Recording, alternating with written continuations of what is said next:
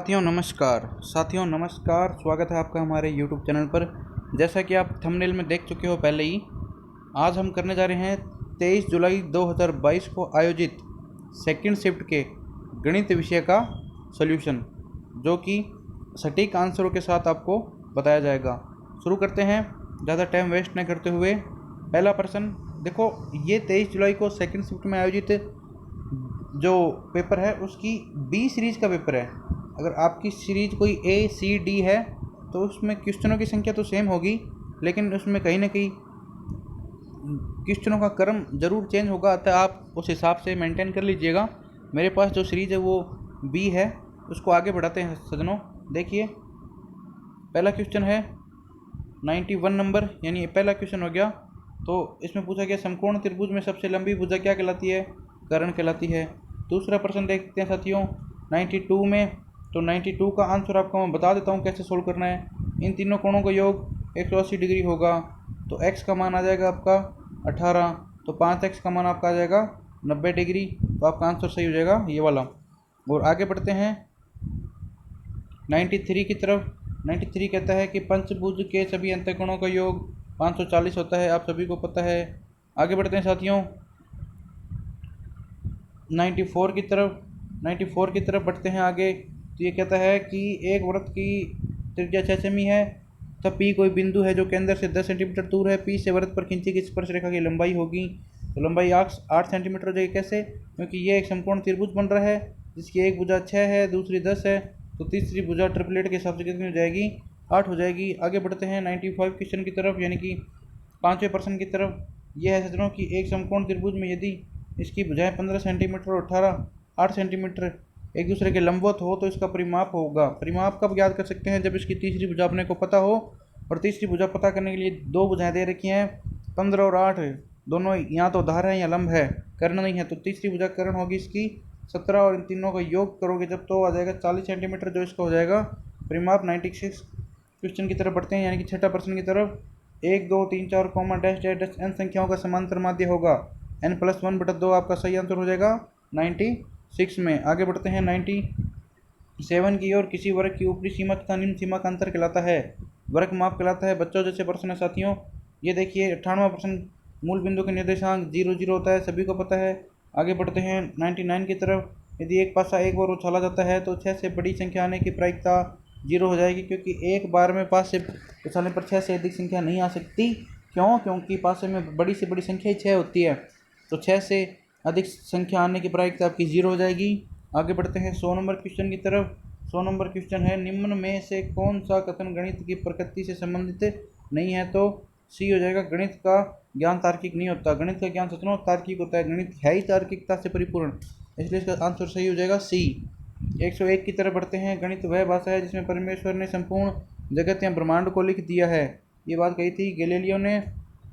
इसके साथ ही आप देखिए अकॉर्डिंग टू हिंदी में देखिए, नेपोलियन के अनुसार गणित की उन्नति तथा वृद्धि देश की संपन्नता से संबंधित है। यह कथन किस मूल्य से संबंधित है? उसके अंतर्राष्ट्रीय मूल्य से संबंधित है।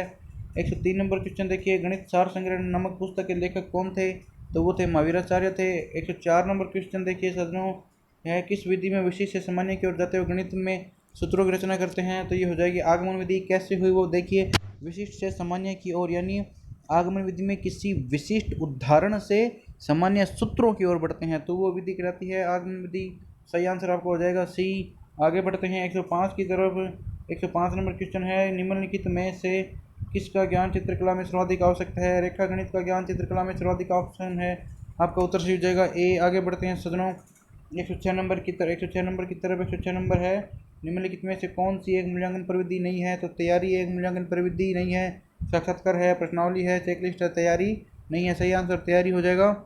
107 नंबर क्वेश्चन देखिए सज्जनों, मूल्यांकन प्रक्रिया संबंधित होती है, इन सभी से संबंधित होती है। आगे बढ़ते हैं 108 की तरफ। निदानात्मक परीक्षण का उद्देश्य है, निदान का मतलब होता है कमी का पता लगाना, ऐसा ऑप्शन इसमें सी आपको दिखाई दे रहा है। विषय विशेष में उपलब्धि की कमी का पता लगाना। डॉक्टर भी उपचार करने से पहले निदान देता है, यानी कि जांच करता है, कमी का पता लगाता है, वही है। इसका आंसर सही हो जाएगा सी। इसी प्रकार से 109 नंबर क्वेश्चन देखिए, किस विधि में कुछ नया प्राप्त करने के लिए विभिन्न कथनों या भागों के संयोजन की प्रक्रिया के सिद्धांत की पालना होती है? तो ये आपकी हो जाएगी, कौन सी विधि हो जाएगी? ये हो जाएगी आपकी संश्लेषण विधि हो जाएगी। आगे बढ़ते हैं साथियों, 110 नंबर क्वेश्चन। 110 नंबर क्वेश्चन को आप सोल्व करोगे तो अगर इस लेफ्ट हैंड साइड की बात करें तो इस तरफ आप रूट 3 की घातों में लोगे तो 13 आएगा, और इस तरफ आ जाएगा रूट 3 की घातों में लेने पर 2x प्लस में 3, जिससे x बराबर आपका आ जाएगा साथियों 5। तो आपका 5 आंसर हो जाएगा सही। 111 नंबर क्वेश्चन देखिए सजनों कि x माइनस 1/x बराबर 8 दे रखा है, तो x स्क्वायर प्लस में 1/x स्क्वायर पूछा है, इसकी होल स्क्वायर कर देना x माइनस 1/x बराबर 8 की, तो इसका उत्तर आ जाएगा 66। और 112 नंबर क्वेश्चन है कि x की 4 माइनस x माइनस वाई की घात 4 का गुणनखंड बताना है, वो आपका a हो जाएगा। इसको सॉल्यूशन कर दीजिएगा आप, तो इसका उत्तर आपका आ जाएगा a। और 113 नंबर क्वेश्चन की तरफ बढ़ते हैं। 113 नंबर क्वेश्चन है, दो संख्याओं का योग 22 हो और उनके वर्गों का योग 404 हो, तो सोचना दो संख्याएं वो एक तो हो जाएगी 20 और एक हो जाएगी 2। 20 का हो जाएगा 400, इसका हो जाएगा 4, दोनों का जोड़ हो जाएगा 404। इसका मतलब संख्याएं 20 और 2 है, अतः इन दोनों का गुणनफल कितना हो जाएगा 40। डी आपका सही आंसर हो जाएगा सजनों। ठीक है, आगे बढ़ते हैं 114 नंबर प्रश्न की तरफ कि वह न्यूनतम संख्या जिसे 1800 से गुणा करने पर एक पूर्ण घन संख्या प्राप्त हो, तो 1800 को 15 से गुणा करने पर पूर्ण घन संख्या प्राप्त होगी, और 15 के अंकों का योग कितना हो जाएगा 6 हो जाएगा, तो सही आंसर आपका हो जाएगा 6। 115 नंबर प्रश्न देखिए साथियों, कोई जनसाधारण ब्याज की एक विशेष दर पर 1/4 वर्ष में अपने का 41/40 हो जाता है, तो ब्याज की वार्षिक दर 10% हो जाएगी। आगे बढ़ते हैं 116 नंबर की तरफ। 10% वार्षिक चक्रवृद्धि ब्याज पर 2000 रुपये कितने वर्ष में 2420 हो जाएंगे, तो इसका उत्तर आ जाएगा 2 वर्ष। इसमें चक्रवृद्धि ब्याज का सूत्र लगा देना मिश्रधन वाला, आपका आंसर आ जाएगा 117 नंबर प्रश्न देखिए। 117 नंबर प्रश्न में यदि 7 वस्तुओं का विक्रय मूल्य 6 वस्तुओं के क्रय मूल्य के बराबर है तो हानि प्रतिशत। सज्जनों ऐसे में क्या किए, इंटरचेंज कर लीजिए, जो विक्रय मूल्य है उसको तो क्रय मूल्य मान लो और जो क्रय मूल्य है उसको विक्रय मूल्य मान लो, तो आपका हानि का प्रतिशत आ जाएगा। ठीक है, और इस प्रकार हानि आ जाएगी 100/7%, तो आपके 100/7% का सही उत्तर हो जाएगा बी। ठीक है, 100/7%। आगे बढ़ते हैं 18वां, एक थैले में 20 रुपये, 10 रुपये, 5 रुपये के नोट 3:5 के अनुपात में है। यदि थैले में कुल धन 1000 रुपये है तो 5 रुपये के नोटों की संख्या, सही उत्तर इसमें 40 हो जाएगा। 5 का गुणा जी आना था, तो 5 का गुणा जिसमें 40 है, एक 25 भी ऑप्शन था लेकिन 25 सही आंसर नहीं है, और 32 और 24 तो आपके वैसे ही गलत हो गए। और 119 नंबर देखिए, यदि किसी भिन्न के अंश और हन का योग 55 है और भिन्न 3/8 है, तो भिन्न है, भिन्न हो जाएगी साथियों 55 अंश और हर का योग है, तो 15 बट्टे में कितनी हो जाएगी 40। ऐसा कोई भी ऑप्शन आपके पास उपलब्ध नहीं है, तो उत्तर हो जाएगा इनमें से कोई नहीं। 120 नंबर प्रश्न देखते हैं। 120 नंबर का सही आंसर हो जाएगा बराबर। प्रश्न था, यदि एक तिर्यक रेखा दो समांतर रेखाओं को प्रतिच्छेद करे तो संगत कोणों का युग्म तो बराबर ही होगा। और इसी के साथ ही सज्जनों, जय हिंद, जय भारत। अगर आपको हमारा चैनल अच्छा लगा हो तो लाइक और सब्सक्राइब करना ना भूलें।